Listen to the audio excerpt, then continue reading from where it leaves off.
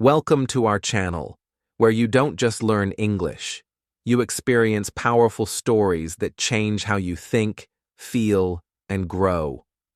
Today's story is one of the most heartbreaking and unforgettable in modern history. It's not just a novel. It's not just an English reader. It's a mirror to human courage, love, fear, and tragedy. We're talking about Titanic by Tim Vickery, a story that still shakes the world more than 100 years after it happened. Let me ask you something. What happens when you have everything? Luxury, power, confidence, and then, in just one night, you lose it all. The Titanic was called unsinkable. It was the biggest and most beautiful ship the world had ever seen. Rich people were dancing in the Grand Hall. Poor people were dreaming of a better life in America. Everyone believed the future was bright. But then, the unthinkable happened. The ship hit an iceberg, and in just a few hours, over 1,500 lives were gone. People had to make impossible choices: who to save, who to leave behind, whether to be brave or panic. Titanic is not just about a ship. It's about human nature. It's about love in the face of fear and hope in the face of death. It reminds us that life can change in one moment, and that sometimes the strongest people are the ones who stay calm in the storm. So why should you read this story? Because it will teach you more than vocabulary. It will teach you emotion, courage, and perspective.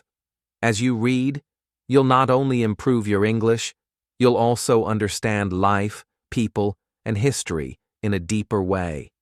So stay with us. Open your heart. And let's begin the unforgettable journey of Titanic, a true story of dreams, disaster, and the strength of the human spirit. Introduction.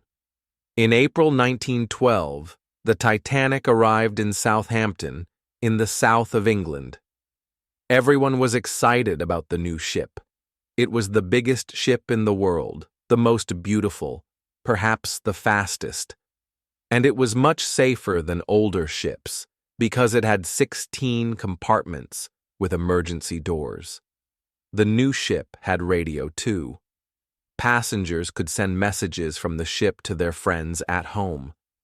Captain Smith and his officers and sailors were ready. Then the passengers came, millionaires, young people, families of 6, people from more than 40 different countries. Many of them wanted to begin a new life in America. So the Titanic went to Cherbourg in France, then Queenstown in Ireland, and then left for New York. There were 2,224 people on the ship, but there were lifeboats for only half of them. But that did not matter. The Titanic was unsinkable. Chapter 1. Under the Sea. It was September 1st, 1985. Under a ship in the North Atlantic, a camera moved through the dark water. Slowly, the camera went down. 1,000 meters, 2,000 meters, 3,000 meters under the sea. On the ship, some sailors waited and watched. Nobody spoke. Then, suddenly, they saw something. "There it is!" "Where?" "There, look, I can see it." "Yes, you're right. It's the Titanic." With the camera, the sailors could see a ship 3,810 meters under the water. It was a very big, old ship, and it was in 2 halves.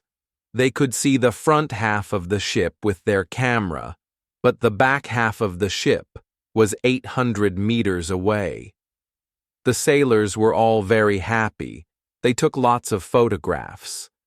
The next year they came back with more cameras. The cameras went down under the sea and looked at the ship more carefully. They went all round the ship and took hundreds of photos. Some of the cameras went into the ship too, through the windows. Later there was a film about the ship. People all over the world watched the film, and saw the photographs in newspapers. But who built the Titanic? What happened to it? Why did it break in two halves and sink to the bottom of the sea? And what about the people on this ship? What were they like? And what happened to them? This is the story of the Titanic. Chapter 2. The biggest ship in the world. More than 15,000 people built the Titanic in Belfast, Northern Ireland. They began building it in 1909 and finished it in 1912. The Titanic was the biggest ship in the world, 46,328 tons, 265 meters long, and 28 meters across.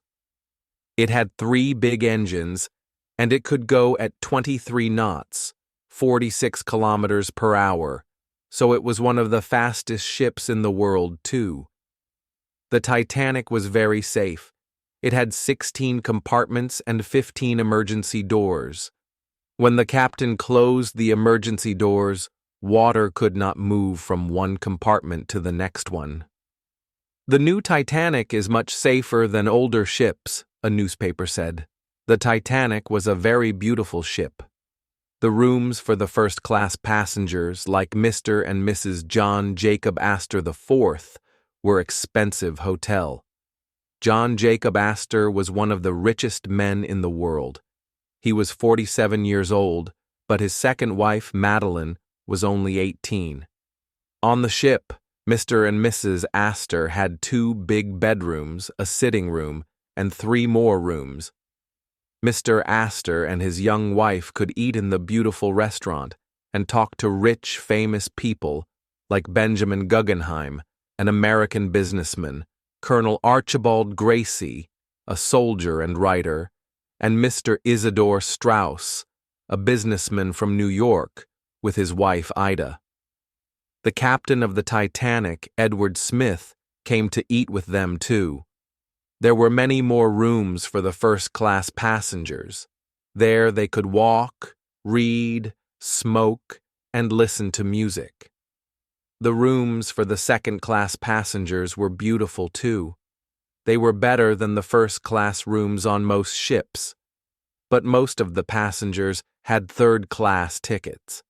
These people were not rich. They were working people from England, Ireland, and many more countries. Carla Jensen was a 19-year-old girl from Denmark, and Anna Turja was 18 and from Finland. These 2 young women wanted to begin a new life in America. Third-class passengers had small rooms called cabins on E-deck, a long way under the first-class and second-class passengers. There were 4 beds in every cabin. Sometimes the first-class passengers walked their dogs on E-deck because it had the longest corridors on the ship, but they did not talk to the third-class passengers. They had nothing to say to them. Chapter 3. A City on the Sea. On the 10th of April 1912, the Titanic left Southampton in the south of England. The ship went to Cherbourg in France and then to Queenstown, near the city of Cork in Ireland. A lot of third-class passengers got on here. Then the Titanic went west towards New York. On Sunday, 14th April, Colonel Gracie got up early. He had breakfast, finished reading a book, and talked to his friends Mr. and Mrs. Strauss. On the boat deck, Mrs. Astor talked to Thomas Andrews, the designer of the Titanic. "I know all about this ship," he said. "Do you have any questions, Mrs. Astor?" "Yes," she said. "How many people are there on this ship?" Thomas Andrews took a book out of his pocket. "Let me see. There are 325 first-class passengers like us, 277 second-class passengers, 706 third-class passengers, 908 officers and sailors, and 8 musicians. My goodness, we're like a small city, aren't we?" Mrs. Astor put her hand on a small boat on the side of the ship. "How many of these lifeboats are there?" 20. 20? Mrs. Astor said. But can all those people get into 20 lifeboats? No, of course not, Thomas Andrews said quietly. But don't be afraid, Mrs. Astor. We don't really need the lifeboats, because the Titanic can never sink. It is the safest ship in the world. The president of the White Star Line, J. Bruce Ismay, was excited about his new ship. He talked to Captain Smith. How fast can the Titanic go? Bruce Ismay asked. About 23 knots, Captain Smith answered. But we're going about 18 knots now. We don't want to arrive in New York a day early, do we? Why not? Bruce Ismay laughed. Come on, Captain, let's get there early. The Titanic is going to be famous. Down on E-deck, the third-class passengers talked about America in many languages. Carla Jensen was Danish, but there were 2 English girls and a Swedish girl in her cabin. Carla's brother Sven and her father's brother Niels were on the Titanic too. In Anna Turja's cabin, there were 2 young Finnish women and some children. Milvina Dean was the youngest passenger on the Titanic. She was a baby, only 9 weeks old. Sidney Goodwin was 2 years old. He had a big family. Mother and father, 2 sisters and 3 brothers were all in the same cabin. Many passengers sent radio messages.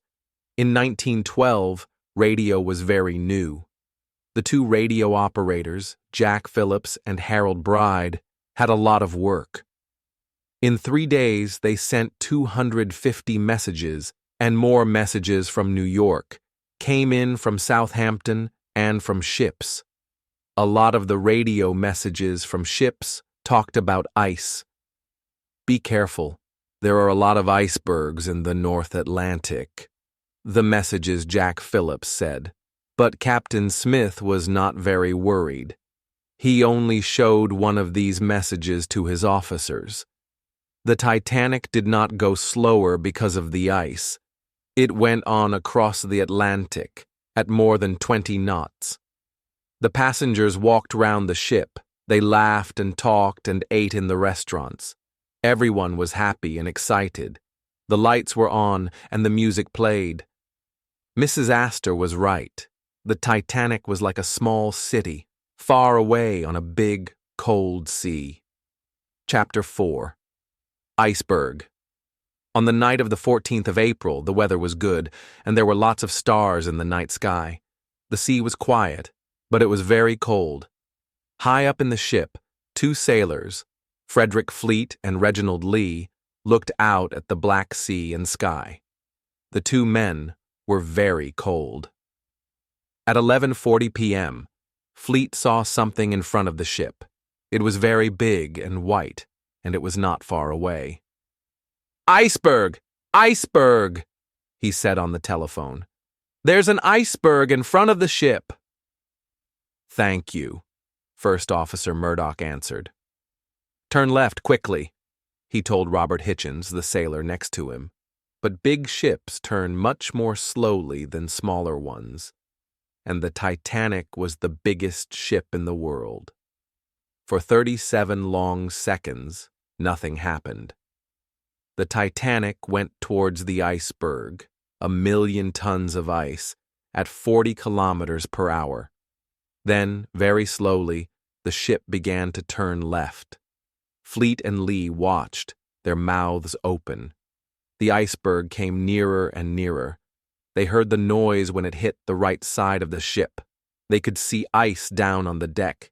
Then the iceberg went behind the ship, away into the black night. First Officer Murdoch's face was white. "Stop the engines quickly," he said. The engines stopped, and the Titanic moved slower and slower. Then it stopped. Many passengers were asleep and did not hear anything, but Colonel Gracie did. He looked at his watch. It was 11:45 p.m. He opened his cabin door and looked out. It was very quiet. "Why can't I hear the engines?" he thought. He put on a warm coat and went out onto the deck. Some passengers saw the ice on the deck and laughed. "Let's put it in our drinks," they said. They played with the ice for a few minutes and then went in, out of the cold. But down in the third-class cabins at the front of the ship, the iceberg made much more noise when it hit the ship. Water came into Daniel Buckley's cabin. He got up and opened his door. There were a lot of people in the corridor. "What's happening?" they asked. "What's wrong?" The 4 girls in Carla Jensen's cabin woke up, but then they went back to sleep. Carla was in bed in her nightdress when Niels Jensen opened the door at 12:30 a.m. "Come on, Carla, get up," he said. "Something's happening. We must go up on deck." So Carla put a coat over her nightdress and went upstairs with Niels. She never saw the girls in her cabin again. A man opened Anaturia's cabin door, too. "Put on your life jackets, girls, quickly," he said. "We're all going into the sea." Chapter 5. CQD Emergency. Captain Smith heard the noise, too. He got out of bed quickly. "What's wrong?"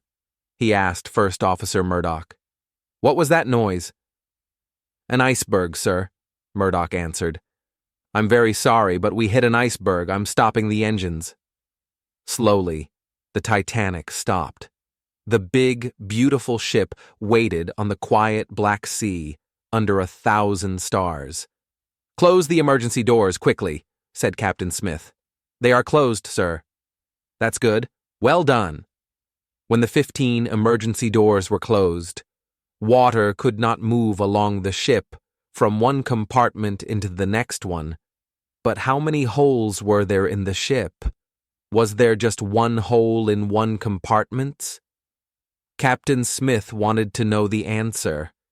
Quickly. Captain Smith, First Officer Murdoch, and Thomas Andrews, the designer of the Titanic, went down into the ship. They found a lot of holes. There was water in compartments 1, 2, 3, 4, and 5. "How bad is this?" Captain Smith asked. Thomas Andrews' face was white. He looked very unhappy. "Very bad, I'm afraid," he answered. "This ship is going to sink." "What do you mean?" Captain Smith said. "The Titanic can't sink. You said that to Mrs. Astor yesterday. I heard you." "Yes, I know," Andrews said. "The Titanic is safe with water in 3 compartments. In fact, it is nearly safe with water in 4 compartments. But this is different. The water is coming into 5 compartments. 5. The front of the ship is going to get heavier and heavier. I'm sorry, but we can't stop it. The Titanic is going to sink." "How long have we got?" Captain Smith asked. "I don't know. 2 hours, perhaps. That's all." "Right. Give the passengers their life jackets and get the lifeboats ready," Smith said to Murdoch. Then he walked into the radio room to speak to the Titanic's radio operator, Jack Phillips. "This is an emergency," Captain Smith said. "The ship is sinking. Ask for help." "Yes, sir," Jack Phillips answered. He sent the emergency message. "CQD MGY, help, Titanic. We are sinking. Please come to help us." It was 12:15 a.m. Chapter 6. Nobody is listening. The nearest ship to the Titanic was the Californian. It was about 16 kilometers away. The Californian knew about the ice, so it stopped at 10:30 that night. At 11:10, the third officer, Charles Groves, saw the lights of a big ship on the right. The Californian tried to send a message with a light to the ship, but there was no answer. At 11:40, the big ship stopped, but Charles Groves did not know why. He did not know that it was the Titanic. In 1912, radio was very new. Most ships had radio, but they didn't listen to it all the time. Cyril Evans, the radio operator on the Californian, went to bed at 11:30.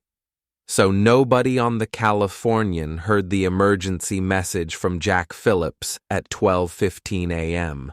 People at Cape Race in America heard it, and one man heard it in New York. But for nearly 10 minutes, no ships answered the message. Then, at 12:25, the radio operator on a ship called Carpathia wanted to talk to the Titanic.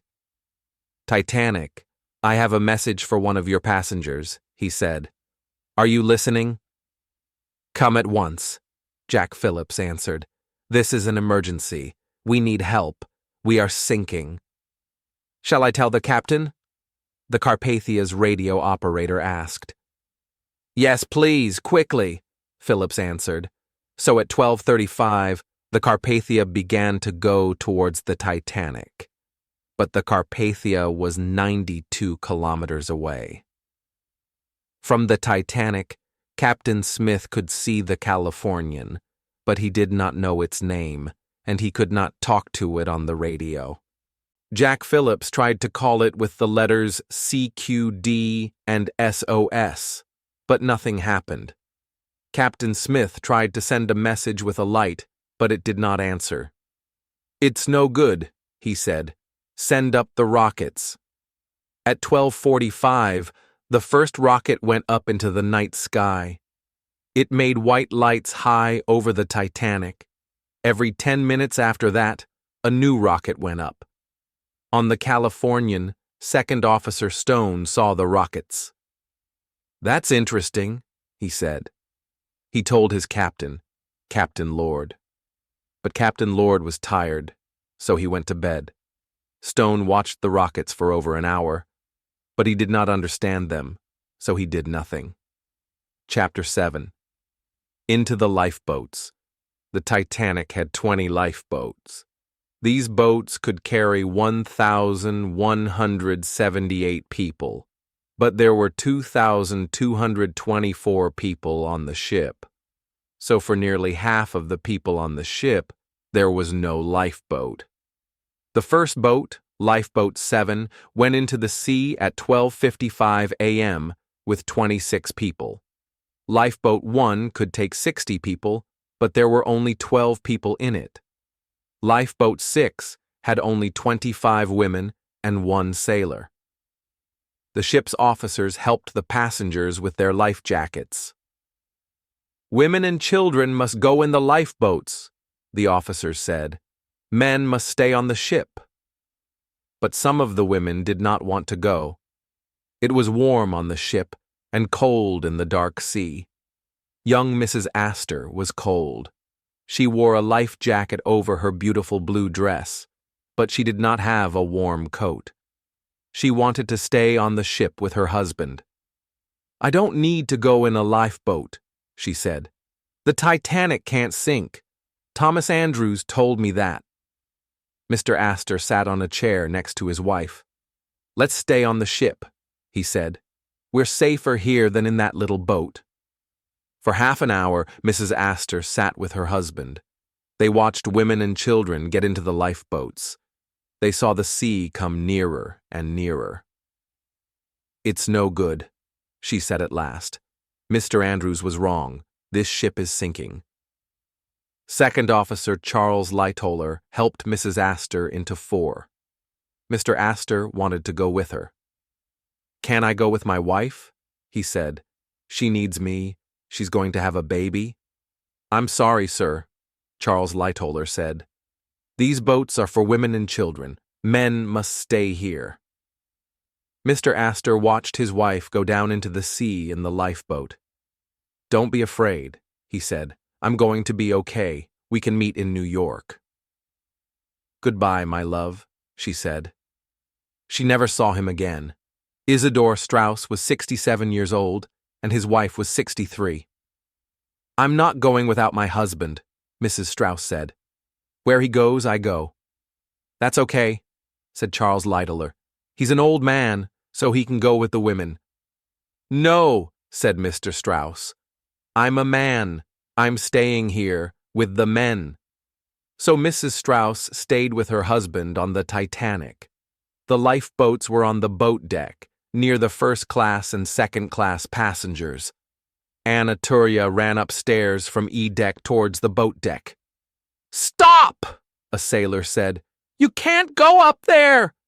Anna did not stop, but the sailor closed the door behind her. There were hundreds of angry passengers on E deck, behind the closed doors. "Let us out," they said. "We're all going to die." Then Daniel Buckley and some more men broke the door and ran up the stairs. A lot of men were afraid and angry. "We must get on a boat," they said, but the officers on the boat deck had guns. "Stand back," they said. "Women and children only." But Daniel Buckley got into a boat and put on a woman's hat. When the officers looked into that boat, they saw only women there. Some third-class women passengers like Anna Turia and Carla Jensen got into the boats too. Carla was cold. She had no shoes, just a nightdress, a life jacket, and a coat. 18 of the Titanic's 20 lifeboats went into the sea. Some had only 10 or 20 people in them, but Lifeboat 14 had 5th Officer Lowe with 58 women and children. After that, there were only 2 lifeboats, Lifeboats A and B, on the ship. Chapter 8. In the Cold, Dark Sea. Chapter 11. Finding the Titanic. The 8 musicians did not get into the lifeboats. They stayed on the Titanic and played music, happy music for worried people. Benjamin Guggenheim, the rich businessman, and his friend watched the women get into the lifeboats. They stood quietly and listened to the music. Then they took off their life jackets and put on their best coats.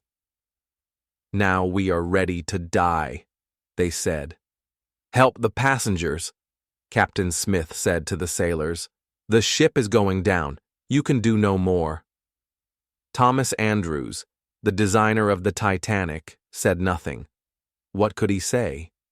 Second Officer Lightoller and Colonel Gracie wanted to move lifeboats A and B, but it was not easy. Water came back along the ship, faster and faster. Lifeboat A went into the sea. There was nobody in it at first, but then some men got in. Lifeboat B went into the sea the wrong way up. Suddenly the ship moved, and Colonel Gracie and Charles Lightoller fell into the ice-cold sea. They went a long way under the water. "I'm going to die," Colonel Gracie thought. Then at last they came up and swam to Lifeboat B. But Lifeboat B was the wrong way up.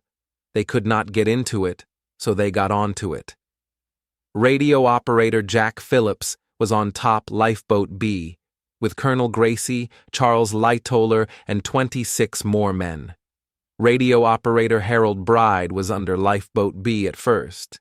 Then he swam out and got on top. "That's good, boys," said an old man in the water near Lifeboat B. "You're going to be okay." But he did not get onto the boat, and after some time, he died. "Who was that?" the men asked. "Captain Smith, perhaps?" The front of the ship went down, and at the same time the back of the ship went up. For 2 minutes the back of the ship went slowly up, higher and higher. Some people ran to the back of the ship. A lot of people fell from the ship into the sea. Carla Jensen watched from Lifeboat 16. "The sea was very quiet and dark," she said later. "The lights were still on in the ship. Then, suddenly, there was a terrible noise. 1,000 people cried from the ship. We heard them. Then the Titanic broke into 2 halves. Slowly at first, then faster and faster, the Titanic went under the water. First, the front of the ship went under, then the back. At 2:20 a.m., the Titanic was not there. The people in the boats could see the stars in the night sky and the black sea, but no Titanic. The biggest ship in the world was under the sea. There were more than 1,000 people in the water. Most of them had life jackets, so their heads stayed out of the water. But the sea water was very cold, and nobody could live in it for long. "Please, come back and help us." The people in the water cried to the people in the lifeboats. In lifeboat 6, there was 1 sailor and 25 women. "We must go back to help the people in the water," some of the women said. "Our husbands are there. They need help."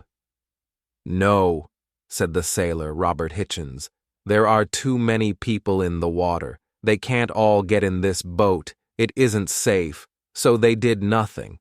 Lifeboat 1 had only 12 people in it, but they did not take 1 man or woman out of the sea. But in Lifeboat 14, 5th Officer Lowe did want to help. "Get into lifeboats 10 and 12, he told his 58 passengers.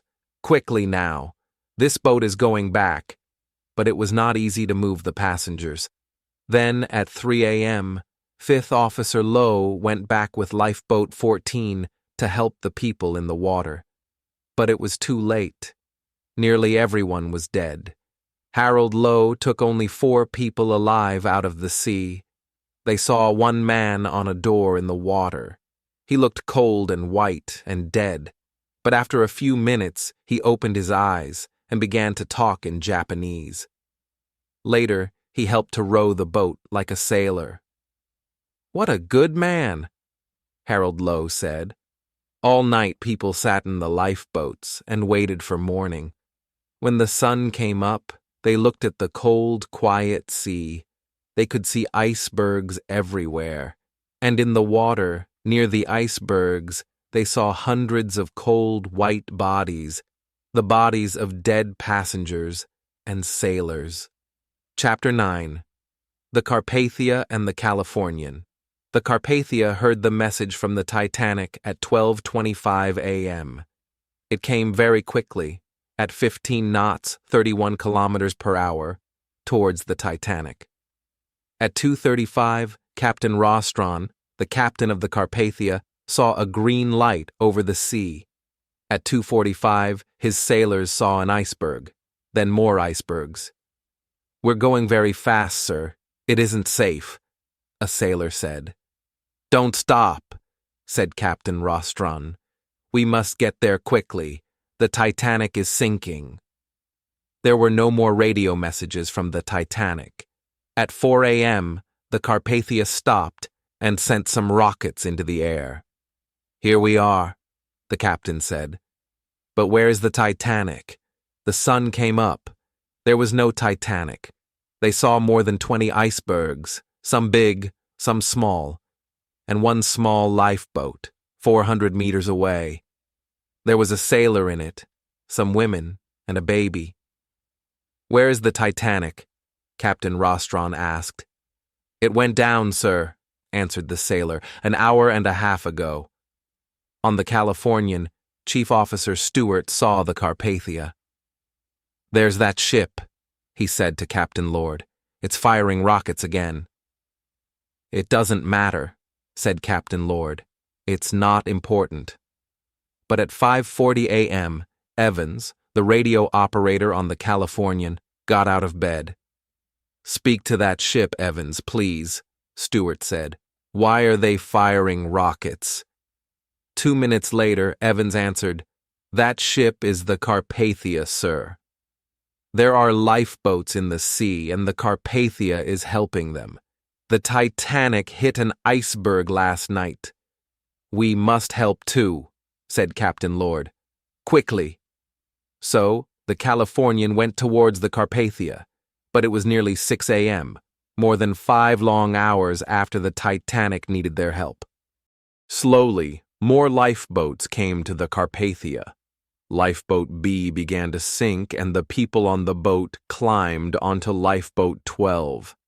At 8:30 a.m., Lifeboat 12 arrived at the Carpathia with 75 people in it. There was a lot of water in the boat, and all the passengers were tired and cold. It was the last of the lifeboats from the Titanic. Second Officer Lightoller helped people onto the ship, and then he got out of the lifeboat and onto the ship too. He was the last person from the Titanic to come onto the Carpathia.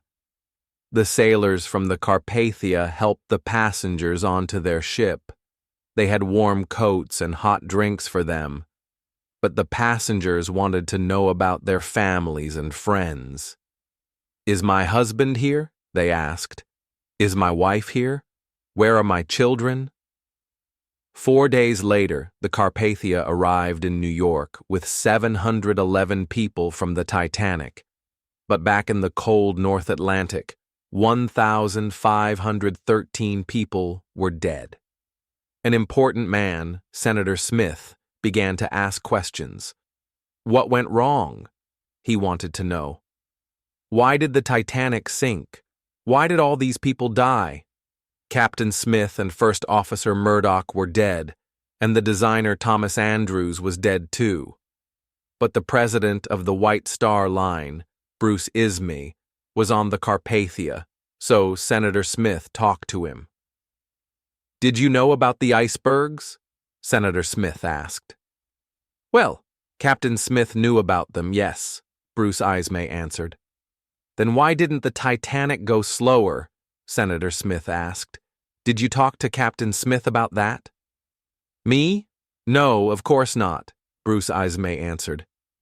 "He was the captain. I was only a passenger." "A passenger, yes. But you were the president of the White Star Line, too," Senator Smith said angrily. "The Titanic was your ship, and 1,500 people died because the Titanic hit an iceberg. Can you answer this question, then? Why did you only have 20 lifeboats?" Bruce Ismay looked unhappy. "Because the Titanic could not sink. Thomas Andrews told me that. He was the designer. He knew about ships. And remember, it had 16 compartments and 15 emergency doors. We don't need a lot of lifeboats. It's the safest ship in the world," Andrews said, and I listened to him. "I see," Senator Smith said angrily. "So you did nothing wrong. Captain Smith was wrong about the icebergs, and Thomas Andrews was wrong about the lifeboats. But you, the president of the White Star Line—" "I was only a passenger," Bruce Ismay said. Chapter 10. Life after the Titanic. The American ship Mackay Bennett found hundreds of dead bodies in the sea. One of the bodies was John Jacob Astor. He was buried in New York in May 1912. In August 1912, Mrs. Astor had a baby son. She called him John Jacob Astor, the same name as his father. Mrs. Astor died in 1953. The Mackay Bennett also found Mr. Strauss, and he was buried in New York too. But they did not find his wife. Many of the bodies on the Mackay Bennett had no names. One of the bodies was a baby, 2 years old. Nobody knew his name then, so they called him the unknown child. Today we know that he was Sidney Goodwin. His mother and father, 3 brothers and 2 sisters all died in the sea too. Little Sidney, like many of the Titanic passengers, was buried in Halifax, Nova Scotia, in Canada. But Milvina Dean, the youngest passenger on the Titanic, did not die. She left the Titanic in Lifeboat 10 with her mother and brother. Later, they returned to England on another White Star ship, the Adriatic. All the women passengers on the Adriatic wanted to hold her in their arms. In the end, one of the officers said, "No passenger can hold Milvina for more than 10 minutes. Colonel Archibald Gracie wrote a book about the Titanic, but he never really got well after his time in the sea. He died in December 1912, and his last words were, "We must get them all in the boats." It was not easy for Anatolia in America. She did not know any people there, and she could not speak English. A hospital doctor in New York wrote her name on her arm and put her on a train to her brother in Ohio. But Anna was a beautiful, friendly young woman. She met her husband in Ohio, and they had 7 children. She died in 1982, aged 89. Carla Jensen went back to Denmark. She met her husband, and they had 3 children. She died on the 14th of March, 1980, and she was buried in her old nightdress from the Titanic. Daniel Buckley went to France in 1914 to be a soldier. He died in 1918. Jack Phillips died from cold in the lifeboat. His friend Harold Bride, the second radio operator, went home to Scotland. He met his wife there, and they had 3 children. He died in 1956, aged 66. Fifth Officer Harold Lowe died in May 1944 in Wales. Second Officer Charles Lightoller had an exciting life.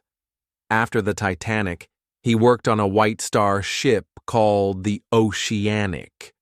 But in 1914, the Oceanic sank too. Then he worked on a ship called the Falcon, but the Falcon also sank.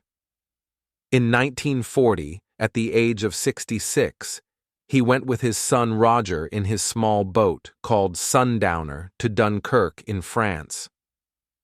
Sundowner was not much bigger than one of the Titanic's lifeboats, but it carried 130 soldiers home across the sea to England. Charles Lightoller died in 1952 in London, aged 78. Bruce Ismay went home to England, and the White Star Line finished their new ship, the Britannic. But Ismay's later life was not happy. He could never forget the Titanic. Chapter 11. Finding the Titanic. There are many stories about the Titanic. A man called Walter Lord talked to hundreds of passengers and sailors, and in 1956 he wrote about them in his book, A Night to Remember. In 1957 there was a film of the book called A Night to Remember. Anna Turya went to see the film, but she could not speak English, so her son watched the film with her and told her about it. But Anna did not really understand about films. "Those people with the film cameras," she said to her son when they came out of the cinema. "They made this film when the Titanic went down, so why didn't they help all the people in the water?" In 1985, Robert Ballard went to look for the Titanic, first on a French ship and then on an American ship. He found the Titanic 3,810 meters under the sea, 531 kilometers southeast of Newfoundland. In 1986 and 1987, he went back with more cameras and made a film about the ship under the sea. In 1987, James Cameron saw this film and said, "I must make a Hollywood film about this." In 1995, he went to see the Titanic under the sea, and he got money to make his film. Cameron's film Titanic was very expensive. He needed $200 million for it. That is $1 million for every minute of the film. In the film, Kate Winslet, a rich girl, meets Leonardo DiCaprio, a poor boy. When the ship goes down, the boy dies, but the girl lives. Many years later, the girl is an old lady. She goes back to look at the ship under the sea and tells her story. Not everything in the film is true, but most of it is. By 1997, most of the passengers from the Titanic were dead. But one woman, Milvina Dean, was still alive. In 1912, she was the youngest passenger on the Titanic, but in 1997 she was an old lady. She went across the Atlantic again on a big, fast ship, the QE2. Milvina Dean looked out at the sea and the icebergs and thought about the Titanic. "I was here 85 years ago," she said. "We were on the biggest, most beautiful ship in the world. But I was a little baby then, in my mother's arms. So I can't really remember anything of that night, on the 14th of April, 1912. In 2008, Milvina Dean was the only passenger alive from the Titanic. But people still talk and think and write about the Titanic. They remember it because it was big and fast and beautiful, of course. But they also remember the cold night in 1912 when the safest ship in the world went to the bottom of the sea. It was cold and dark out in the road, and the rain did not stop for a minute. But in the little living room of number 12 Castle Road, it was nice and warm.